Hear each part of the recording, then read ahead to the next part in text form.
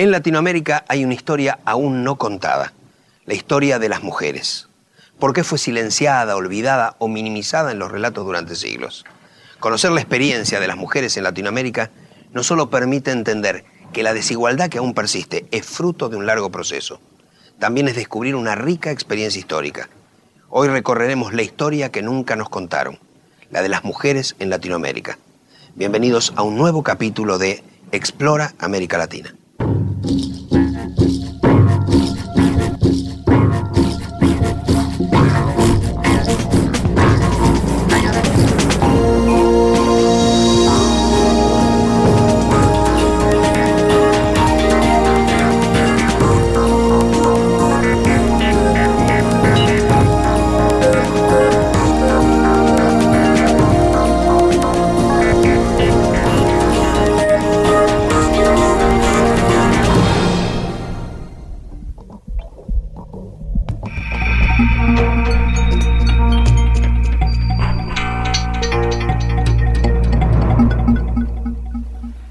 Durante siglos, la historia fue contada por hombres y las mujeres en Latinoamérica fueron absolutamente olvidadas en los relatos.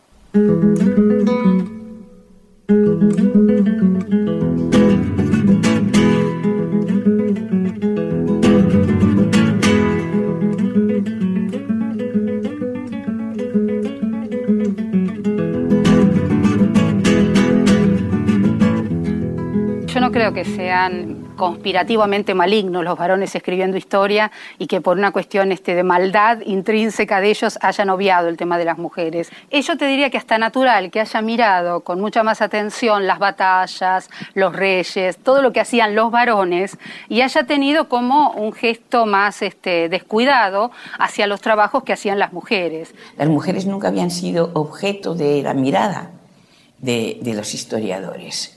Y cuando lo eran, se trataba de una reina, se trataba de un amante de algún rey. Yo me imagino que la centralidad, la explicación, estuvo precisamente en todas aquellas cosas que hacían los varones y que quizás lo femenino está, pero siempre lo tenés que como buscar lateralmente, tangencialmente, algún comentario, algo que te diga de que estuvieron mujeres, por ejemplo, en las batallas o en las decisiones. Cuando yo estudié historia en la escuela, las mujeres que aparecían en la historia eran la mamá de Sarmiento y la hija de San Martín. No es que las mujeres no hubieran participado, sino que los historiadores nunca se preocuparon de mirarlas a ellas como sujetos históricos. Me estremecieron mujeres que la historia notó entre laureles y otras desconocidas gigantes que no hay libro que las aguante. Estaba Mariquita Sánchez de Thompson, que ofrecía su casa y servía muchas cosas muy ricas mientras los patriotas se juntaban, pero ella no era una patriota que se juntaba excepto en servirle y en abrir las puertas de su casa. Ha sido realmente tarea de las investigadoras feministas que de pedacitos, de datos sueltos en toda la literatura han podido construir y rehabilitar una historia para las mujeres, ¿no? Creo que mirar la historia con todo lo invisible de la historia es muy importante. Poco se sabe de la condición y la participación de la mujer en las sociedades originarias de América.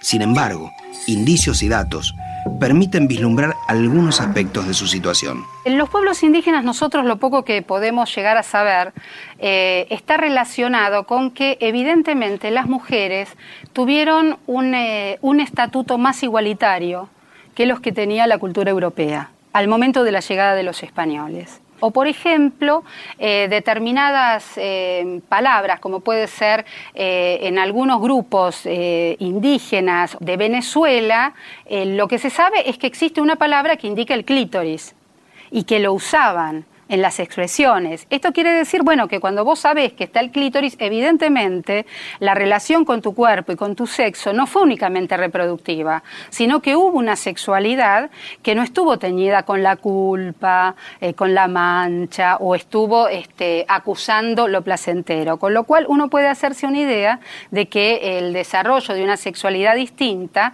también a las mujeres les debe haber dado un protagonismo diferente en sus sociedades.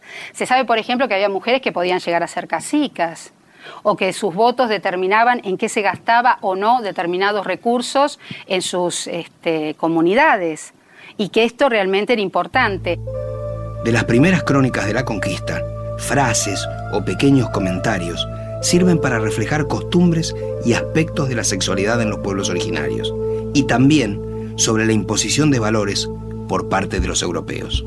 No aparece como un valor la virginidad, porque no aparece la institución matrimonial, ni aparecen las instituciones que tenemos. La virginidad viene asociada claramente a una moral clarísimamente occidental. Ya sea españoles o portugueses que venían con una religión tan patriarcal, tan machista, de repente se encuentran con que hay varones que quieren mujeres con experiencia, que la virginidad no era un valor como podía ser dentro del territorio europeo, sino que, por ejemplo, se valorizaban otras cosas, la verdad. Por ejemplo, en algunos de los matrimonios era muy importante que los padres, en el momento en que se hacía esa boda, dijeran si la chica era o no era virgen, por ejemplo. Entonces, había sanción con respecto a si se decía o no se decía la verdad, pero no al hecho en sí o no de la virginidad. Se sabe o se describen casos de violación en donde el violador va a ser condenado a ser esclavo de los padres de la chica que fue violada. Es decir, hay una serie de situaciones donde vos decís, bueno, hay una reserva igualitaria en los pueblos originarios que tenían las mujeres que no fue la que lamentablemente primó en todas las situaciones que se han ido combinando con la colonia. Un mito muy importante a desmistificar es el machismo. O sea, el machismo no es, por lo menos en el pueblo mapuche, no ha sido inherente a la construcción cultural de nuestro pueblo. Es algo que vino como producto de la colonización. Y de hecho hubieron grandes mujeres mapuches que se destacaron, que gestionaron tierras, que pelearon, que se pusieron al frente de su comunidad para reafirmar su derecho. Antes de la llegada de los europeos, cambios políticos, económicos y de organización en las sociedades de los pueblos originarios hicieron que la mujer comenzara a perder terreno público y protagonismo en las decisiones. Sí queda un espacio muy importante, y esto sí me parece que es algo para destacar, en cuanto a todo lo que significaba la religión, la medicina. Es decir, las mujeres ahí tuvieron una reserva de liderazgo que perduraba. Es decir, a la llegada de los españoles todavía las diosas madres latinoamericanas tienen un lugar importantísimo en la vida cotidiana de los distintos pueblos americanos. La figura de Malinche fue representada por los grandes muralistas como José Clemente Orozco o Diego Rivera en el mural que refleja la historia de México en el Palacio Nacional. Para mí es una mujer que la han entendido mal. Esta señora, porque vamos a hablar de señora, era esclava, había sido manipulada por un lado y por el otro, antes que viniera Cortés. Cortés la trató muy mal, pero Cortés sin Malinche o Malintzin no hay conquista. Esa conquista pasó por Malintzin. Malinche, hija del líder de una tribu dominada por los aztecas, había sido elegida por su padre para sucederlo, pero tras la muerte de su madre la vendió como esclava y en Tabasco fue entregada a Hernán Cortés. Adorada por su pueblo en su juventud, Malinche sería luego odiada y vista bajo el rótulo de la traidora. Malinci o Malinche, la mujer cuyo rol en la historia no deja de discutirse y revisarse. Que me den a mí una explicación que diga que tiene que estar con sus hermanos de raza cuando los hermanos de raza la han declarado esclava. No es una cuestión de reivindicación, es tomar en cuenta los personajes que nunca se han tomado en cuenta en los procesos históricos. Eso sí, a una mirada de la conquista en la cual se aparece esta mujer como un agente poderoso que tiene que ver en la relación que se establece entre Moctezuma y Cortés, sí. Y que tiene que ver con la caída de Tenochtitlan, no hay duda ninguna.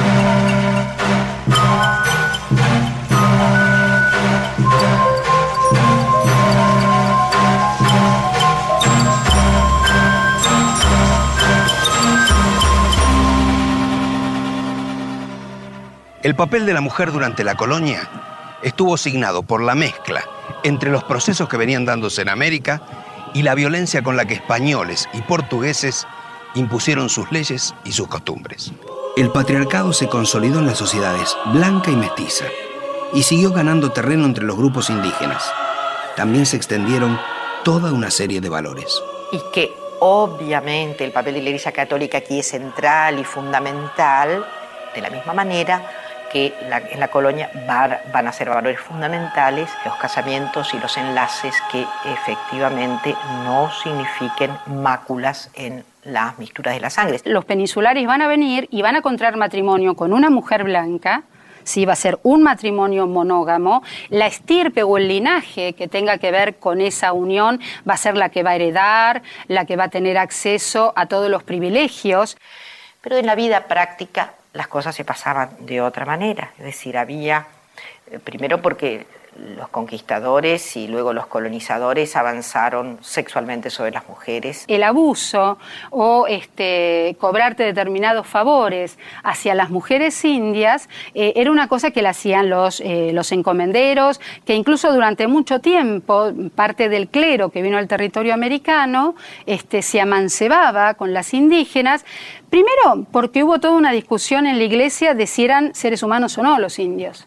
Entonces se amancebaron, ¿no es cierto?, con un montón de indias, que a su vez ellas venían de una tradición donde no estaban mal los vínculos sexuales. Y por otra parte, a pesar de lo que se buscaba con el mantenimiento de las líneas de sangre, etcétera, etcétera, no dejó de haber una cantidad enorme de excepciones. Muchas indias, por ejemplo, van a buscar a los blancos para tener hijos, porque eso quizás las hacía zafar de pagar un impuesto o menos tributación de la que se le pedía por ser india. La nueva raza, digámoslo así, criolla, viene del vientre de las mujeres aborígenes, porque se hizo entre el hombre blanco y la mujer aborigen, no al revés, no entre la mujer blanca y el hombre aborigen. Y bueno, en algunos países, como es el caso de México, las pruebas están ahí, ¿no? El mestizaje es, yo diría, la nueva realidad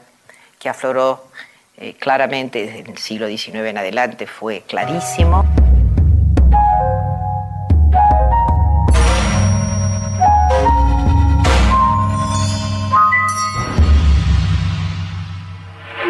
Durante la colonia se introducen desde el África los esclavos y las esclavas negras.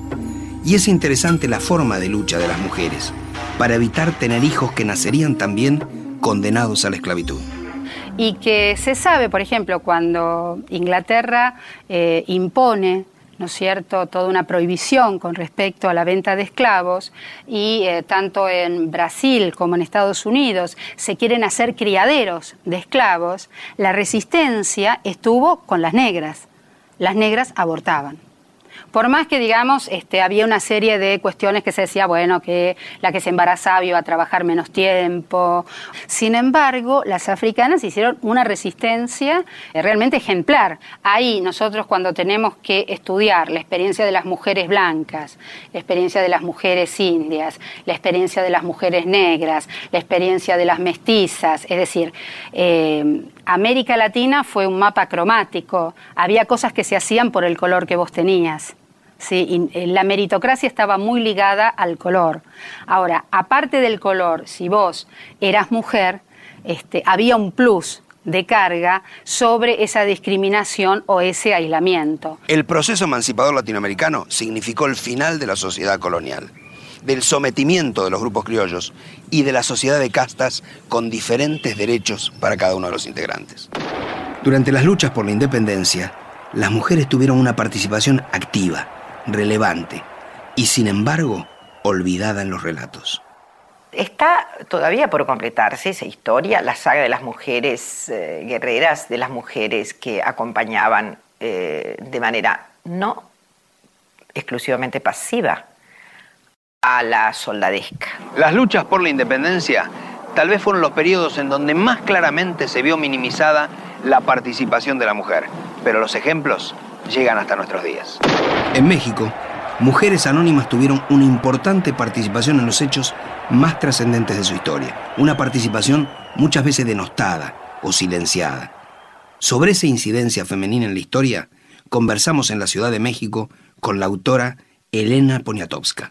Yo creo que las mujeres mexicanas, sin ellas el país se caería en mil pedazos, porque son como el elemento aglutinador, porque han resistido y han unido a los mexicanos a través de los tiempos. Primero las mujeres fueron soldaderas durante la Revolución Mexicana y eran muy denigradas. Se les consideraba colchón de tripas, es decir, acompañaban al soldado, tenían al hijo del soldado en la trinchera y hacían la comida, iban de avanzada a prepararlo todo, a robarse las gallinas, a hacer el caldo, y eran muy mal vistas, eran casi consideradas prostitutas, las que persiguen a los soldados, ¿no? Pero en realidad yo creo que sin ellas no hay Revolución Mexicana. Si Adelita se fuera con otro, la seguiría por tierra y por mar. Si por mar en un buque de guerra, si por tierra en un tren militar. Todas aquellas mujeres que acompañaban a los ejércitos, que lavaban la ropa de los militares, que incluso llevaban los hijos que esos militares tenían con ellas, que también hacían tareas de espionaje, que también iban a visitar, daban falsas informaciones, que dejaron la vida en todas esas tareas, por ejemplo, no fueron recuperadas. Nuestra idea es que esos conjuntos no visibles en la historia tengan su lugar y merezcan un grado yo diría, de experiencia como la que tuvieron, una experiencia en la historia como la que tuvieron en vida. Es decir, la historia tradicional lo que ha podido recuperar son mujeres excepcionales que le han servido para justificar la ausencia de las mujeres. Es decir, mujeres que en el mejor de los casos lo que han hecho es estar en el mundo como un varón más. En muchas circunstancias yo comprobé lo valientes que eran las mujeres en el movimiento estudiantil en 1968, aunque nunca se les dio ningún crédito. Y luego lo valientes que fueron durante el terremoto, aunque tampoco se les dio ningún crédito. Entonces hay mujeres así populares que son extraordinarias, al lado de las mujeres históricas que tenemos nosotros, entre quienes naturalmente está Frida Kahlo, ¿no?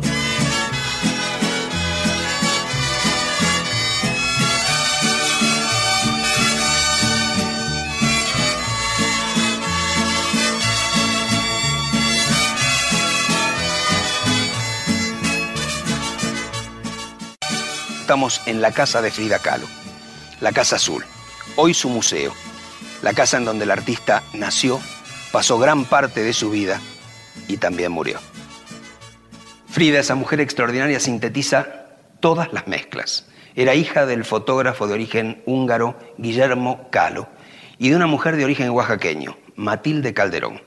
Cuando tenía 16 años, Frida, que había nacido en Coyoacán, al sur del DF, y estaba en la escuela preparatoria, tuvo un terrible accidente de ómnibus. Durante su convalecencia, su madre le regaló los pinceles y le puso un espejo sobre la parte superior de la cama para que pudiera pintar y de alguna manera pasar ese duro momento. Al terminar esa convalecencia, Frida le llevó esos primeros cuadros a Diego Rivera, que la incitó para que siguiera pintando. En 1929 se casaron. Fue una mujer que a lo largo de su vida y por ese espantoso accidente en el autobús que fue atravesada por un pasamanos, por un fierro, y que fue aterradora su vida, sufrió a lo largo de su vida 37 operaciones. En la última le cortaron una pierna. Sin embargo, pues es una mujer que es realmente muy extraordinaria, es la que dijo: pies, ¿para qué los quiero si tengo alas para volar? Frida reflejó en su pintura el dolor, la pasión, la búsqueda y la alegría de México, elementos con los que se escribe la historia de las mujeres en Latinoamérica. Las heridas, el desgarro, su dolor. Yo creo que es una de las primeras pintoras que a mí me ha convocado a una presencia latinoamericana y que es una mujer la que está pintando. Con su alegría y su dolor, sin darse cuenta, Frida contó la historia de las mujeres mestizas. Hoy, esta pintora mexicana es aclamada en todo el mundo y las mujeres de toda Latinoamérica la sienten y viven como propia.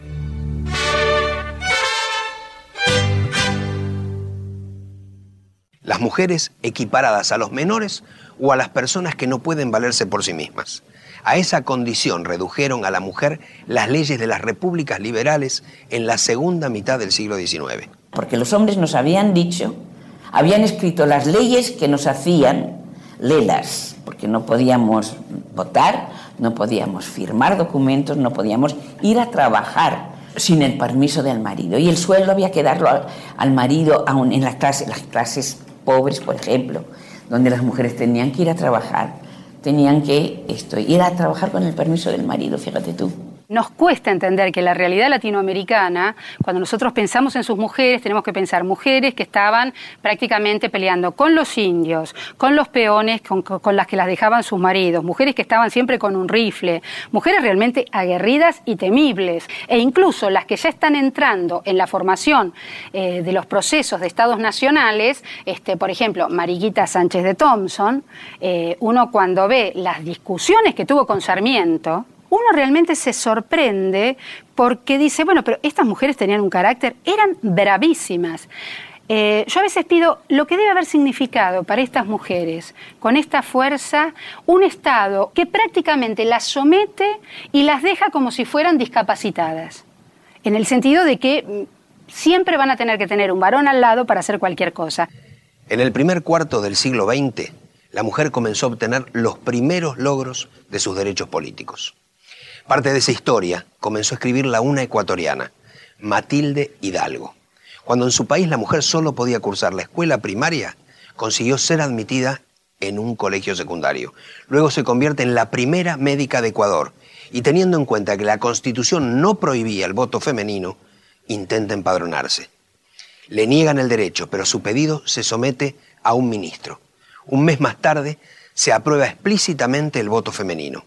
Y gracias a Matilde Hidalgo, Ecuador se convierte en 1924 en el primer país de Latinoamérica en otorgar ese derecho. Todos los movimientos por obtener el voto de las mujeres tuvieron distintas justificaciones, pero había una cuestión clara que es una búsqueda de pertenencia a la comunidad política, una búsqueda de ciudadanía. Acciones como la de Matilde Hidalgo en Ecuador, incluso anteriores, se producen en toda Latinoamérica. Pero a veces el resultado es una reforma para negar explícitamente el voto femenino. En Argentina es notable la lucha de Julieta Lanteri, que tal vez le haya costado la vida. Julieta Lanteri es una de las que más va a gritar en contra de la reforma electoral que sucede en la Argentina en 1912, debido a que la Constitución de 1853 no prohibía a las mujeres votar. La reforma de 1912 imponía el voto secreto y obligatorio para evitar los fraudes, pero al mismo tiempo cerraría las puertas a la posibilidad de voto para las mujeres. La exigencia que van a poner es que sean enrolados. Se enrolan aquellos que hacen el servicio militar y las mujeres en la Argentina no hacen el servicio militar. La pelea que va a tener Julieta Lanteri, por ejemplo, es ir a querer hacer el servicio militar, pelearse, hacer votaciones paralelas de presidente, de diputados, ¿no? Y que incluso es una de las mujeres que en la década del 30 tiene una muerte curiosa.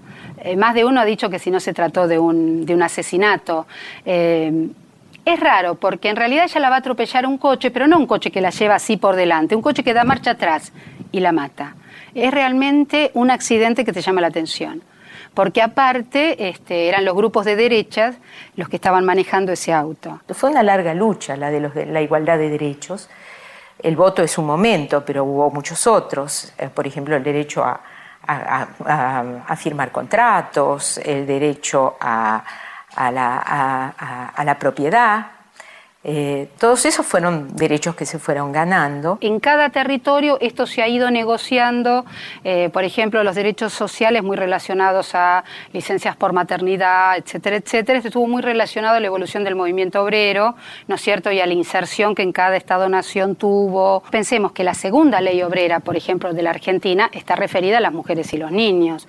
Es decir, que estamos hablando de una masa obrera que tiene una participación de mujeres importantes. En el próximo bloque, las mujeres presidentas de Latinoamérica.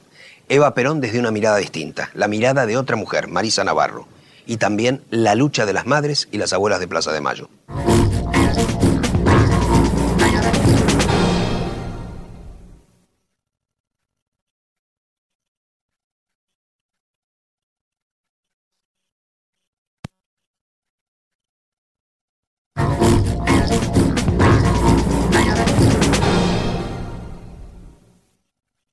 Asociada a la política, es la mujer latinoamericana más reconocida en el mundo, aunque curiosamente nunca desempeñó un cargo público. Eva Duarte, Eva Perón, Evita.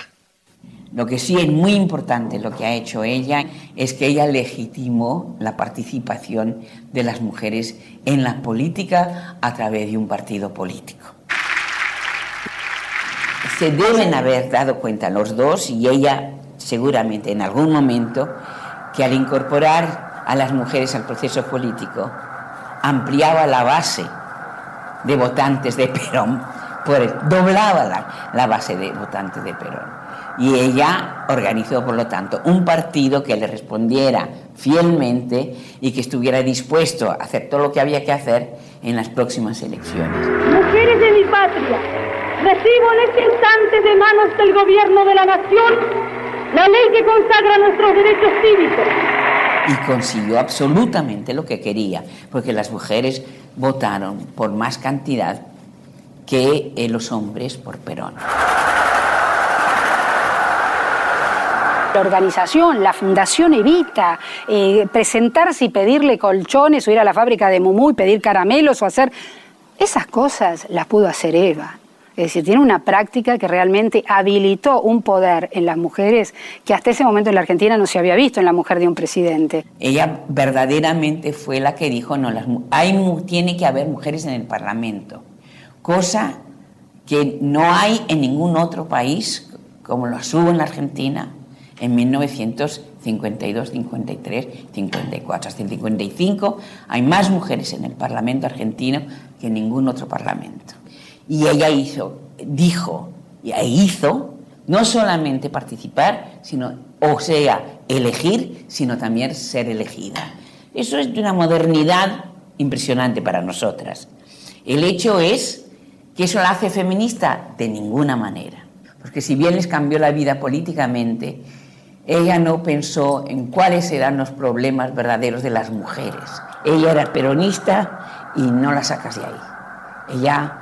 Ella lo que veía era lo que podía contribuir a la reelección de Perón. Ahora, es cierto que el discurso de Eva Perón es un discurso muy conservador, todo es en nombre del general, todo se lo debe al general, y que eso a determinadas pensadoras feministas en la Argentina siempre les hace un ruido que no se lo perdonan. Yo creo que la figura de Eva fue lo suficientemente inteligente como para darse cuenta hasta qué punto una sociedad está preparada para escuchar una cosa y no otra, y que precisamente diciendo lo que los demás querían escuchar, ella pudo hacer todo lo que los demás no querían que ella hiciera.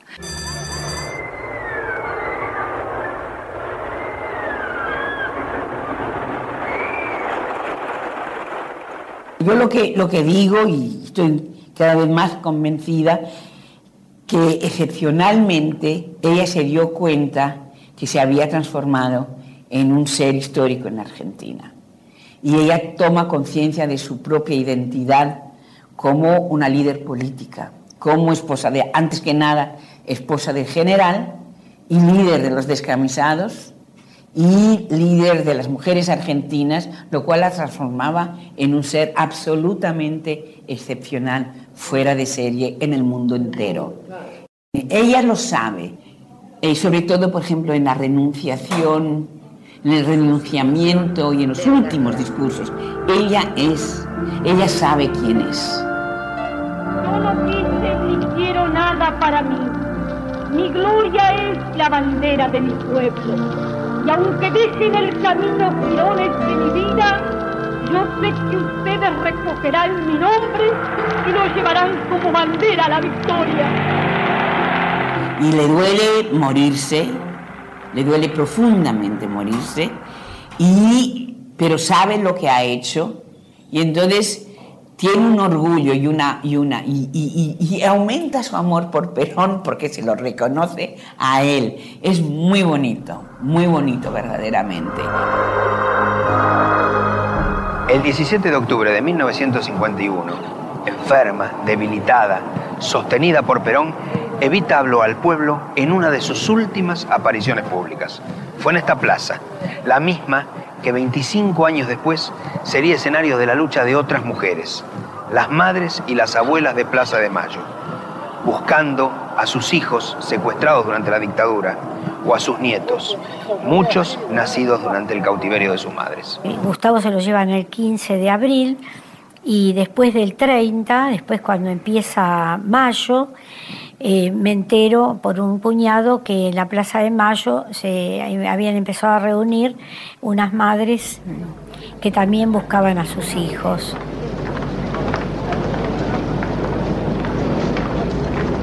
Fue la idea de Azucena de ir a la Plaza de Mayo, fue un hecho que era inédito, pero que fue, digamos, la llama que nos acompañó, la fuerza, el reunirnos y cada una comentar qué había hecho durante la semana.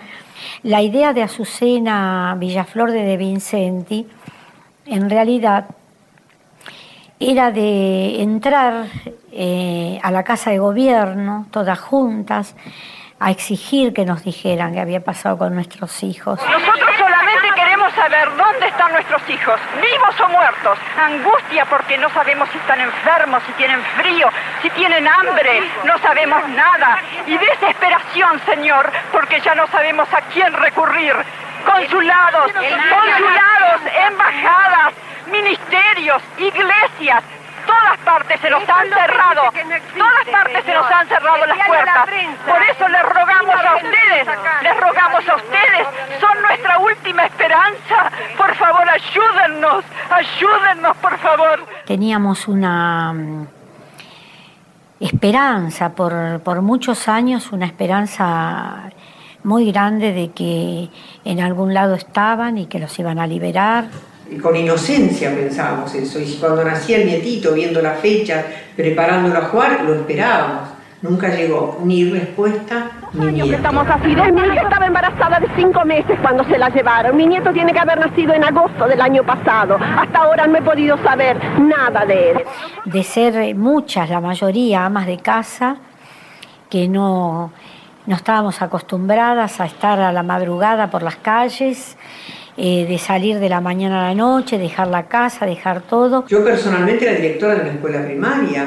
Me jubilé para buscar a mi hija y criar a mi nieto. A mí me entregaron una hija muerta y el nieto nunca.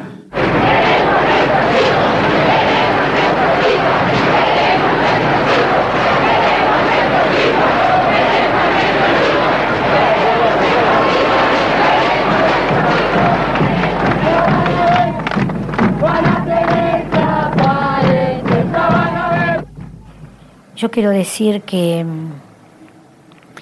la fuerza que tuvimos con esta unión de las madres es porque ellos nos iluminaron siempre el camino, nos dieron la fuerza y nos hicieron, desde donde estuvieran soterrados, nos hicieron tomar el coraje ese de todos los días. Un nieto no se olvida nunca, una hija no se olvida nunca. Entonces ese amor, ese recuerdo, esa cosa adentro crece, no va para atrás, va para adelante. Entonces uno avanza. ¡Hola, Azucena! ¡Presente!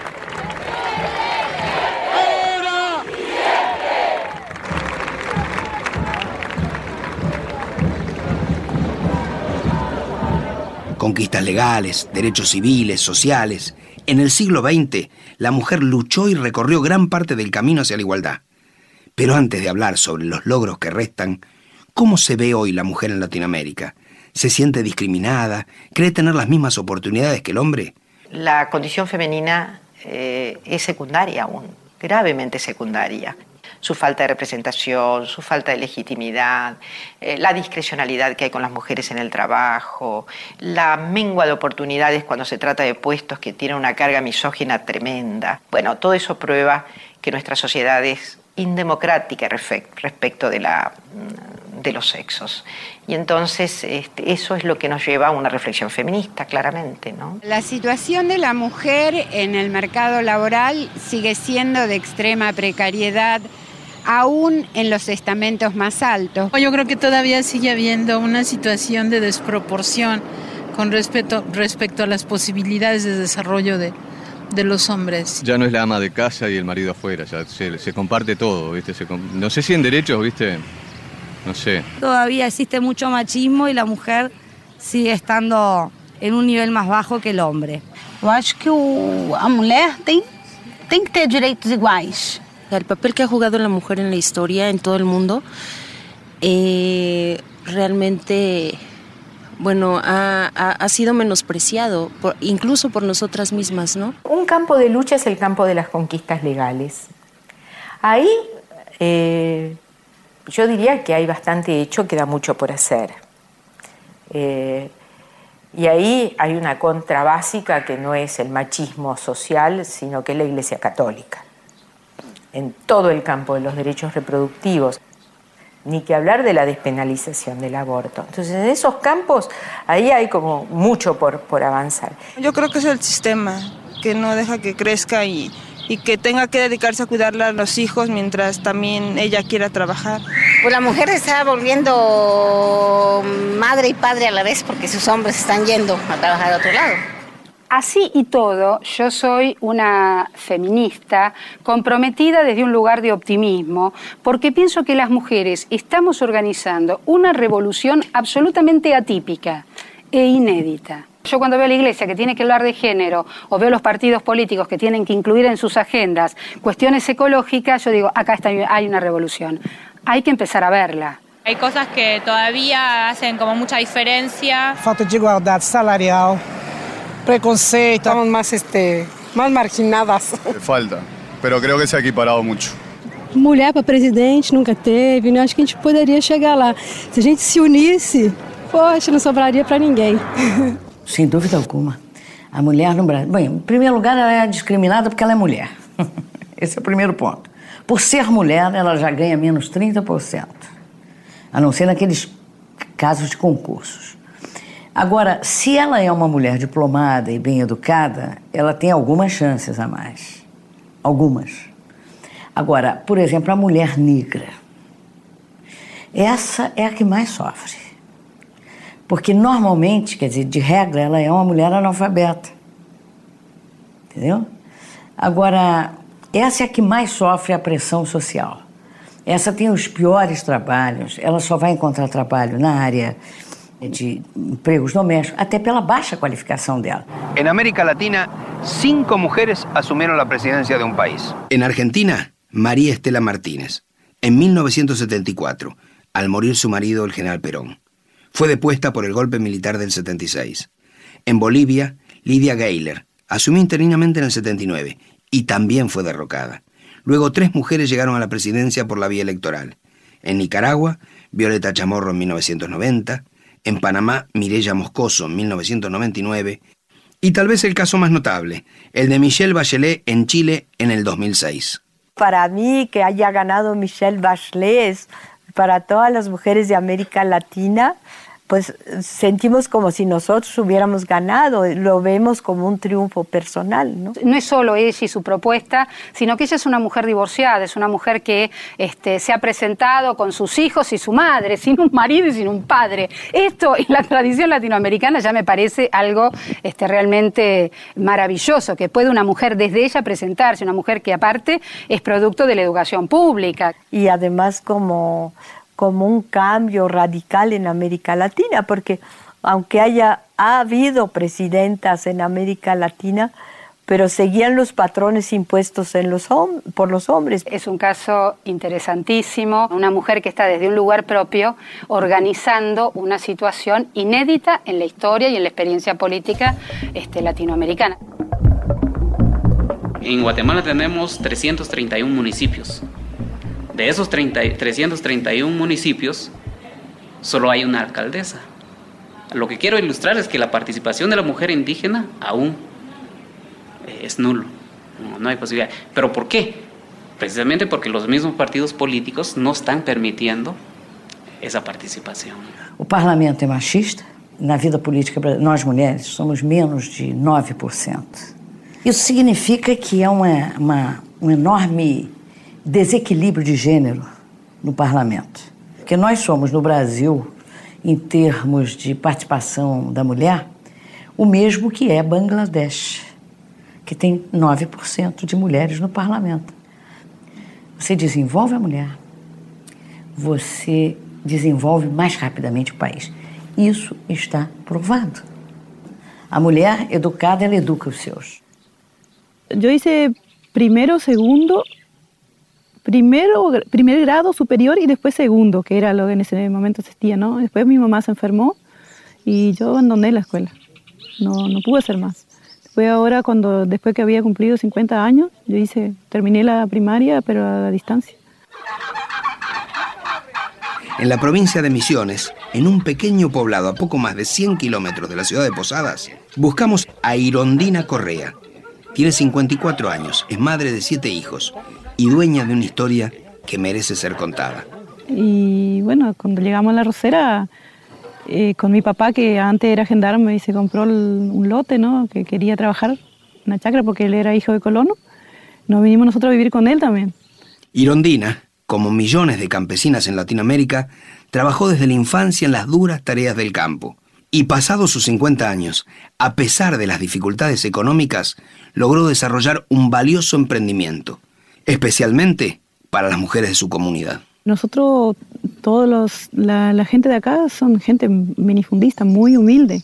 Y llegó un momento que uno ya no alcanzaba casi lo que se estaba haciendo y había que hacer algo. Entonces empecé a invitar a la mujer, a las vecinas. Y algunos maridos decían que las mujeres estaban queriendo cambiar y que querían mandar. Y bueno, pero muchos abandonaron por eso. Pero yo seguí adelante y primero se habló de hacer pollo, hacer lechón o huerta, y al final se optó por el queso.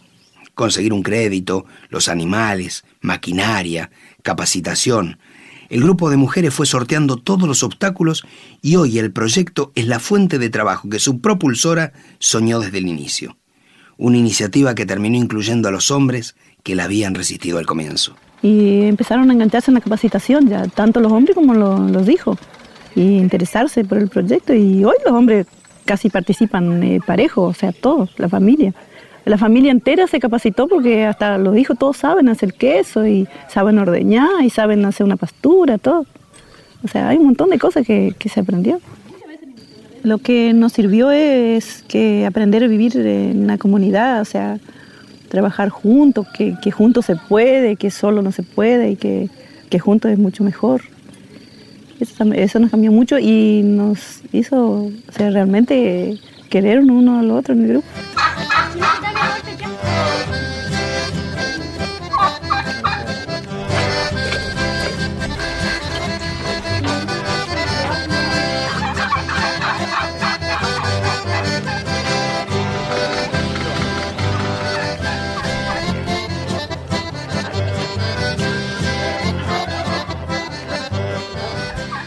Yo pienso hacer la secundaria todavía a distancia. Vamos a ver. Si Dios me ayuda, quiero hacer.